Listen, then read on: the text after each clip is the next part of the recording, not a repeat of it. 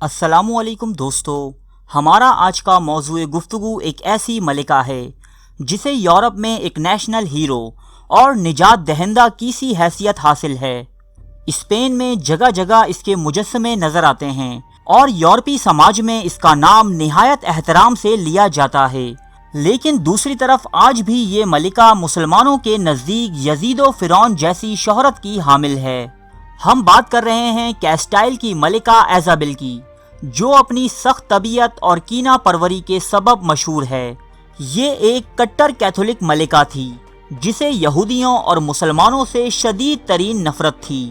یورپی ملک اسپین میں سینکڑوں سال سے قائم مسلمانوں کی حکومت کے مکمل خاتمے کا سہرا اسی ملکہ کے سر جاتا ہے۔ اس کے ساتھ ساتھ یہ ملکہ ہزاروں مسلمانوں کے قتل اور زبردستی ان کا مذہب تبدیل کروانے کی بھی ذمہ دار ہے۔ اس زمانے کا یورپ شدید تہمات کی لپیٹ میں تھا۔ دور وسطیٰ میں رومن کیتھولک مذہب کے مطابق نہانا عیاشی اور ایک برائی تصور کیا جاتا۔ چونکہ ملکہ ایزابل بھی ایک راسخ العقیدہ کیتھولک تھی، اس لیے اسے غسل کرنا سخت ناپسند تھا۔ مشرقی و مغربی تمام ہی مورخین کے مطابق ملکہ ایزابل اپنی زندگی میں صرف 2 مرتبہ نہائی تھی، ایک بار جب وہ پیدا ہوئی اور دوسری مرتبہ جب اس کی شادی ہوئی۔ شادی کے بعد کی زندگی یا مرنے کے بعد تک اس کے غسل کرنے کی کوئی روایت نہیں ملتی، لہٰذا اسے تاریخ کی متعفن ترین ملکہ کہا جاتا ہے۔ وہ اپنے جسم سے اٹھنے والی بدبو کو مختلف عطریات سے دفع کرتی جو فرانس کے شہر پیرس سے منگوائے جاتے، اسی لیے آج تک پیرس پرفیومز کے حوالے سے خاصا مشہور ہے۔ جب وہ بحیثیت فاتح مسلمانوں کی ریاست غرناطہ میں داخل ہوئی تو اسے جا بجا مسلمانوں کے تعمیر کردہ حمام یعنی غسل خانے نظر آئے۔ ایزابل کی مسلمانوں سے نفرت کی ایک وجہ یہ بھی تھی کہ وہ نہانے دھونے کا خاص اہتمام کیا کرتے، اس لیے اس نے مسلمانوں کے گھروں سے ملحقہ تمام حمام گروا دیے اور اس کی پیروی میں مسلمانوں کے لیے غسل کرنا ممنوع قرار پایا۔ ایزابل نے ایک پولیس فورس بھی تشکیل دے رکھی تھی جس کا کام صرف یہ معلوم کرنا تھا کہ ریاست میں کوئی شخص نہا تو نہیں رہا اور پھر ایسے شخص کو سخت ترین سزائیں دی جاتیں۔ ایزابل ہی وہ ملکہ تھی جس نے امریکہ دریافت کرنے والے جہاز راں کرسٹوفر کولمبس کی اس وقت مالی امداد کی جب وہ ہندوستان کے سمندری راستے کی تلاش پر روانہ ہوا تھا۔ کرسٹوفر کولمبس جب امریکہ سے واپس لوٹا اور اس نے ایزابل کو ریڈ انڈینز یعنی امریکی افراد کے بارے میں یہ بتایا کہ وہ لوگ روز نہاتے ہیں۔ روز نہانے والی بات ایزابل کے لیے اتنی ہولناک تھی کہ وہ کانپ کر رہ گئی اور اس نے نئی دریافت ہونے والی اس سرزمین کے باشندوں پر بھی نہانے کی ممانعت عائد کر دی۔ یہ تو تھا یورپ کی عظیم ملکہ ایزابل کی صفائی ستھرائی کا عالم۔ اب کچھ روشنی ڈالتے ہیں اس ملکہ کی زندگی اور اس کی سیاہ کرتوتوں پر۔ ایزابل اسپین کی ایک ریاست کیسٹائل کے بادشاہ جان ثانی کے گھر 1451 عیسوی میں پیدا ہوئی۔ یہ وہ دور تھا کہ جب سلطان محمد فاتح قسطنطنیہ پر حملے کی تیاریوں میں مصروف تھے۔ ایزابل اپنے باپ یعنی بادشاہ جان ثانی کی دوسری اولاد تھی۔ اس سے قبل اس کا ایک سوتیلا بھائی ہنری فور بھی موجود تھا جو اس کے باپ کی موت کے بعد کیسٹائل کا بادشاہ بنا۔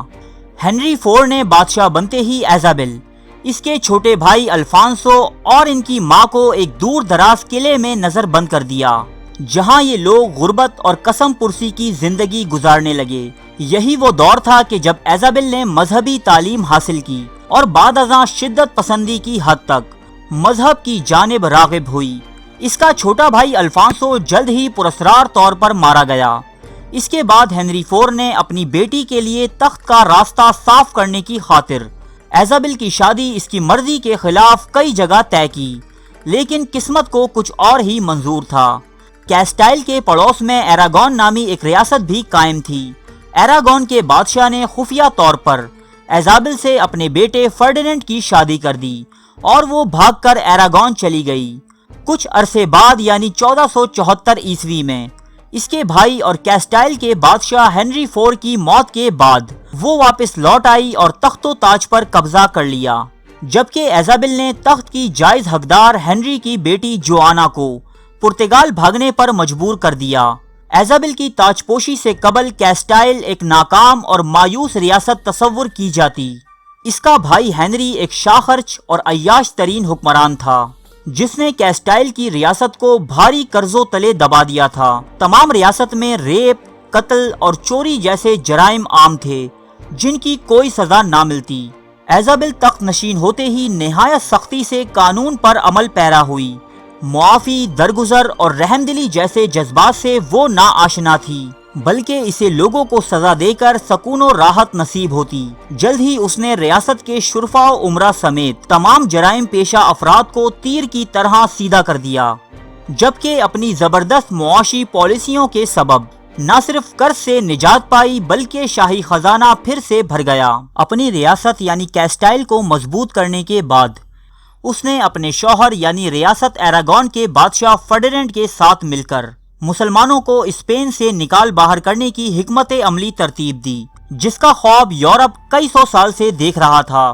کئی سو سالوں پر محیط اس مہم کے مطابق وہ اپنی افواج کے ذریعے آہستہ آہستہ مسلمانوں سے مختلف شہروں کا کنٹرول حاصل کرتے رہے۔ آخر میں صرف غرناطہ نامی ریاست پورے اسپین میں مسلمانوں کے پاس باقی بچی تھی، جس کا ایزابل اور فرڈیننڈ کی مشترکہ افواج نے محاصرہ کر لیا۔ پھر 2 جنوری 1492 مسلمانوں کی تاریخ کا سیاہ ترین دن، اس دن سقوط غرناطہ عمل میں آیا۔ اسپین نامی ملک پر مسلمانوں کی 800 سالہ عظیم الشان حکومت کا خاتمہ ہوا۔ غرناطہ کا آخری بادشاہ امیر عبداللہ ایک کمزور حکمران ثابت ہوا جس نے نہایت ذلت کے ساتھ شکست تسلیم کی اور چند شرائط کے عوض غرناطہ کی چابیاں ایزابل اور فرڈیننڈ کے حوالے کر دیں، جن میں یہ شرائط قابل ذکر تھیں کہ کسی مسلمان کی جان و مال کو کوئی نقصان نہیں پہنچایا جائے گا، کسی مسلمان کا دین تبدیل نہیں کیا جائے گا، کسی مسجد کو نقصان نہیں پہنچایا جائے گا، جبکہ امیر عبداللہ کو ایک بڑی جاگیر عطا کی جائے گی۔ جب عبداللہ یہ تمام شرائط طے کر کے الحمرا محل سے روانہ ہوا تو وہ آنسوؤں سے رو رہا تھا۔ یہ منظر دیکھ کر امیر عبداللہ کی ماں نے اسے ایک ایسی بات کہی جسے تاریخ نے ہمیشہ کے لیے محفوظ کر لیا۔ امیر عبداللہ کی ماں نے کہا کہ جس انمول چیز کی حفاظت تم مردوں کی طرح نہ کر پائے، اب اس کے لیے عورتوں کی طرح آنسو بہانا بیکار ہے۔ دوسری طرف ملکہ ایزابل اور فرڈیننڈ نے الحمرا محل پر قابض ہوتے ہی ان تمام شرائط کو پامال کر ڈالا۔ مسلمانوں کی جان و مال کچھ محفوظ نہ رہا۔ ہزاروں مسلمان لڑکیوں کی عصمت دری کی گئی، مسجدوں کو استبل بنا دیا گیا، جبکہ کچھ مساجد شہید کر دی گئیں۔ اب ایک حکم نامہ جاری کیا گیا جس کے مطابق اسپین میں موجود تمام مسلمان عیسائیت قبول کر لیں ورنہ انہیں قتل کر دیا جائے گا۔ یوں ایک ایک دن میں ہزاروں مسلمان عیسائی بنائے گئے، ان کے لباس، تعلیم، حتیٰ کے نام تک بدل دیے گئے، جبکہ غرناطہ کے آخری بادشاہ امیر عبداللہ کو جاگیر بخشنے کے بجائے اس کے تمام خاندان کو قتل کر دیا گیا۔ یہ ایک بہت ضخیم موضوع ہے دوستو۔ قصہ مختصر یہ ہے کہ ملکہ ایزابل نے اس ملک سے کہ جس پر مسلمانوں نے سینکڑوں سال حکومت کی تھی، وہاں سے ان کا نام و نشان تک مٹا دیا۔ ایزابل کے اس عمل کو نہ صرف مسلمان مورخین بلکہ یورپی مورخین نے بھی وحشیانہ اور قابل مذمت قرار دیا ہے۔ اس واقعے کے چند سال بعد ہی یہ سفاک ملکہ ایزابل 1504 عیسوی میں مر گئی۔ اس کے دونوں لائق بچے جلد ہی موت کا شکار ہو گئے، جبکہ اقتدار اس کی تیسری بیٹی جوانا آف کیسٹائل کے ہاتھ لگا۔ یہ ملکہ یعنی جوانا آف کیسٹائل بھی اپنے پاگل پن کے حوالے سے خاصی شہرت کی حامل ہے۔ انشاءاللہ اگلی کسی ویڈیو میں ہم اس ملکہ یعنی جوانا آف کیسٹائل کے حالات زندگی بیان کریں گے۔